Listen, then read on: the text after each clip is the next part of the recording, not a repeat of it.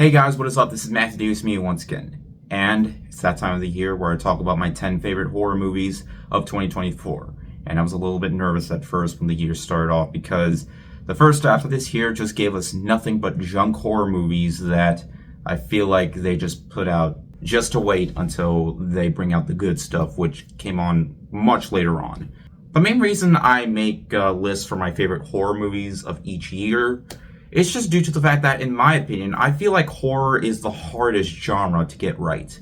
I mean, not only does it have to be scary, but it also has to manage to be very compelling and not just, copy and paste all the time from horror movies that have come out in the past and just trying way too hard to bring in that horror vibe with trying to bring in as much jump scares as possible or trying to have as many kills as possible, because it can be a very hard genre to get right. Of course, it's not always for everyone, but that's why, horror has always been my favorite genre, because sometimes it can be more than just about scares. It can be psychological, it can be atmospheric, and there are often times where I just feel like, there are many different types of horror that I feel like just managed to, be very compelling to me. That's why it's been my favorite genre for years, and I've been watching horror since I was like 12, which is literally like half my life. I know, a guy who has grown up with horror has had this take over his YouTube channel for the past couple of years, and it's still taken over. But without a doubt, horror has always been a part of my life for many, many years. And that's why I like digging in to see what the very best the genre had to offer this year. And January is one of those months where they just dunk a bunch of, bad horror films. Please let Wolfman not be one of those.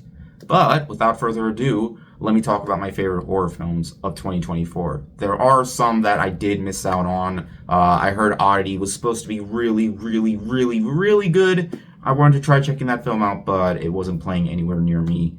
And there's actually one other movie that came out this year that I watched that I also didn't review, but we'll get into that later. For now, I have shoutouts for a few honorable mentions, which include The First Omen, Maxine, Speak No Evil, and Terrifier 3. Yeah, Terrifier 3, probably the biggest horror movie to come out this year, didn't make my list. But hey, there were 10 other movies that I enjoyed particularly more, so let's talk about it. We're starting off very strong at number 10 with Alien Romulus. There are times where, another Alien film just could be very generic because there hasn't been another truly great Alien film in quite some time. But I won't lie, I liked Prometheus and I liked Alien Covenant. I think this movie is better than both, truly keeping that horror vibe in, and director Fede Alvarez manages to keep that atmosphere and that grueling terror that the first two movies originally did. While Aliens was far more of an action movie, I feel like when it comes to the first Alien, that movie just perfected sci-fi horror. And while, this movie certainly isn't perfect and not nearly as good as those films, I feel like in terms of what they did here was truly compelling. And I was on the edge of my seat. Picture it like Don't Breathe, but in space, which is another movie Fede Alvarez directed. And the movie did well enough that we're going to get another movie, which I don't really feel like it's necessary. But hey, if it's as good as this, then I'm all on board. At my number 9 spot is probably one of the more entertaining horror films to come out this year, Abigail. I will say, despite this being a very entertaining movie, and despite the fact that, the movie is about a vampire, the movie really doesn't tell you that until much later on, which is something that I kind of wish the trailer hit a little bit more to make it a little bit more compelling. But nonetheless, I had a blast with Abigail. The directors of Ready or Not, another great horror film that they made, as well as Scream 5 and 6, I feel like the directors definitely know what they're doing and trying something new. It's basically like Ready or Not, but with a vampire, but hey, it was still a lot of fun. If you want to see a movie that involves, a little ballerina girl who's also a vampire going out on a killing spree while also having a really compelling narrative to the main lead role, I feel like the movie managed to be very strong, and I had a blast watching it. It is really, really hard to get a sequel right, especially if it's for a movie that made a good amount of money and you just don't want it to be like a rehash of the original or just feel like it's just made just to cash in on the popularity of the first film. Lo and behold, Smile 2, I think, is better than the first movie. Well, sure, it may have the same storyline, but the biggest thing that I feel like separates it apart is I like the protagonist of this movie more. I feel like the movie still manages to keep that creepy tension that the original movie had, while also expanding upon it, not just in terms of its length, but of course with more creativity that the movie has to offer. The fact that these characters go completely mad and they just end up dying by the end of the entire thing, it was just a blast. And for some reason, Parker Finn managed to do it again with this movie. From the first movie to this film, it shows that he definitely wants to make his career become stronger. And if there is a Smile 3, then it might just set the line for one of the best horror trilogies in quite some time. Speaking of great horror trilogies to come out in quite some time, while this isn't technically the third movie in this, it is a prequel, but hey, I am happy to watch this movie again if I do decide to marathon all these movies. A Quiet Place Day 1 definitely had me nervous at first because, John Krasinski wasn't going to be directing it, but hey, nonetheless, it was still a fantastic prequel. Lupita Nyong'o does a great job as the main lead role. I really liked the story that they had to tell for the main lead role of Lupita Nyong'o, as I really liked how, she was going through cancer and the world is already probably going to end, so she just tries to make the most of it, and it honestly made for a really deep storyline that I really connected to, and by the end of it, I did complain about the ending at first, but I understood it a lot more. It's definitely up there with the first two movies, and just enough for me to have hope for what they do with Quiet Place Part 3. At my number 6 spot is the A24 train. Of course, an A24 horror movie had to be on this list.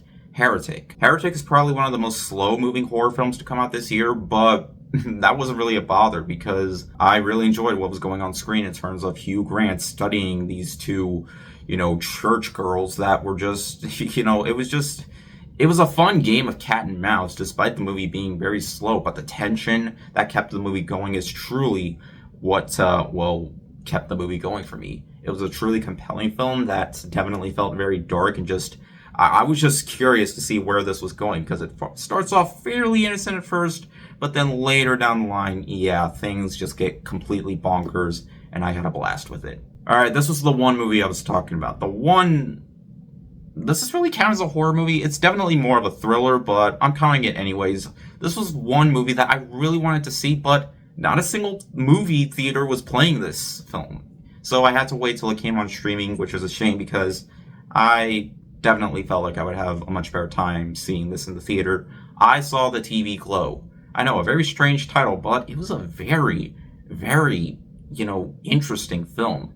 Despite it being, the horrors parts being in the TV show that they're watching, the TV show that they're watching definitely adds in more of that nostalgic vibe to how we get when we watch specific TV shows like this. And it does a great job taking us back to like the 90s to the 80s of when we were just at home, just watching these popular TV shows that our friends tell us. And it was all just very, very engaging. And I really wish that I did check this movie out because while it's not particularly scary, it is far more psychological, but that atmosphere that the movie gives it that horrific vibe that is far more of, this movie didn't really need to make my list, but because I was so invested by it and because it definitely has that horror feel to it in certain parts, I feel like it's more than enough to put it on my list, so that's why it's on here.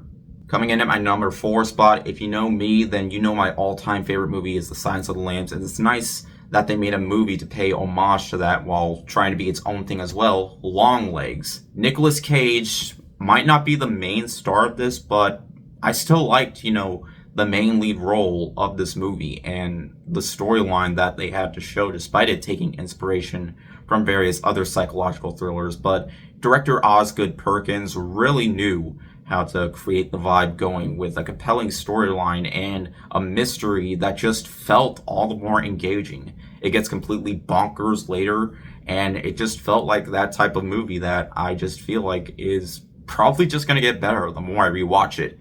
Longlegs truly has a really unique vibe to it, despite it taking inspiration from other psychological thrillers. I feel like it pays far more homage to that, and just reminding me why I love psychological thrillers. And it's a psychological thriller that definitely does feel more psychological than scary, but nonetheless, I had an absolutely fun time watching the movie. we're nearly at the end of the list. You knew this movie was going to come up eventually. This was the perfect horror film to end the year, Nosferatu. By far, probably one of my most anticipated horror films, managed to pay off by the end. Robert Eggers can certainly do no wrong when it comes to his filmography. He shows that he truly cares about cinema when it comes to horror. From The Witch to The Lighthouse to this movie, he truly understands the genre, and when it comes to adapting Nosferatu again, he manages to keep the vibe going. While I wouldn't say it's scarier than the original, I can definitely say, without a doubt, it is by far darker and more messed up than the original. Because we're living in a modern time, they can do more with Nosferatu, and it manages to really pay off. Keeping in that horror vibe while also having characters that I really enjoyed seeing on screen with their incredible performances. Nosferatu, it was just a blast, and I cannot tell you how satisfied I was by the end of it. This was the perfect film for me to check out this Christmas, and one thing I forgot to mention, Christmas is mentioned in this movie. So, it's a Christmas film because they mentioned Christmas, but, I'll still watch it anytime because it truly shows that people know when it comes to adapting Nosferatu, they know what to do right, and Robert Eggers definitely did it right. At my number 2 spot, this is probably the horror film that most people would probably put at the very top of their list. Don't get me wrong, I still think this movie is incredible, but there was just one horror film that I like just a little bit more. And because, I kind of want to keep this list a little bit more original when it comes to my top pick. But for right now, my number 2 spot has to go to The Substance. One of the most intelligent horror films and bizarre ones to come out this year. This is definitely not the type of movie you want to watch on a full stomach because you will lose all that food you had. If you're watching this after eating breakfast, lunch, and dinner, you are probably going to lose all that food. I actually had a bucket of popcorn and didn't really experience that, but most people definitely will. But this is a movie that truly dives into the commentary about just being obsessed with trying to make yourself look younger, and the fact that, all that doesn't manage to pay off, and it just shows that it's honestly scary trying to, keep up with this, just trying to make yourself younger and just feeling like you're not as cool as you used to be, but really, you should just accept the fact that, you're getting old and trying to make yourself look different.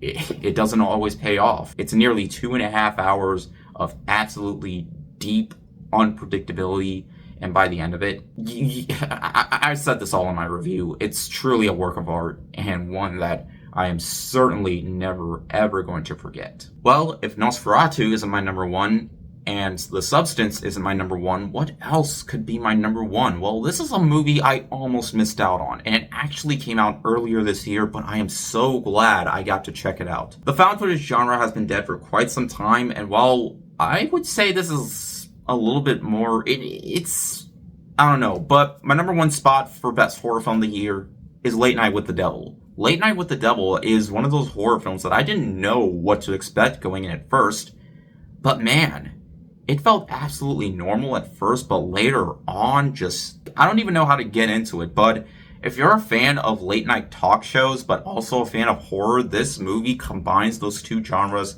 together perfectly. I think Jack Delroy is a great protagonist. I really liked how they portrayed the protagonist of the movie. Despite looking like a normal talk show host, yeah, things get absolutely bonkers later on, and it's one of those horror films that I just feel like we just don't get movies like this anymore. In terms of what they were going for in this, they managed to pay off. And by the end of it, it's one of those possession-like films that just gave me hope for the future of what they can do with possession movies and movies like this. And hey, there are opportunities where they can do more with the found footage genre, despite the fact that it's been dead for quite some time. And hey, this is one of those found footage films that never, ever felt boring. And it's only an hour and a half long, so that makes it all the more worth it. I absolutely love this film, and it's by far my favorite horror film to come out this year, as well as one of the best movies to come out this year, in my opinion. And that is it. Those are my picks for my best horror movies of the year. Let me know down below what yours were. Hopefully we'll have a good amount of good horror movies to come out next year. We might have to deal with a bunch of generic horror crap during the first half of the year, but hopefully later down the line, there'll be more that'll pay off by the end. But yeah, of course, I got my best movies of all genres coming up soon. So yeah, expect that to come out a little bit during the beginning of January. But yeah, I have to work on my yearly skit compilation. But yeah, let me know down below what were your favorite horror films to come out this year. I'd like to know. But anyways, thank you guys so much for watching, and I'll see you guys later. Word out.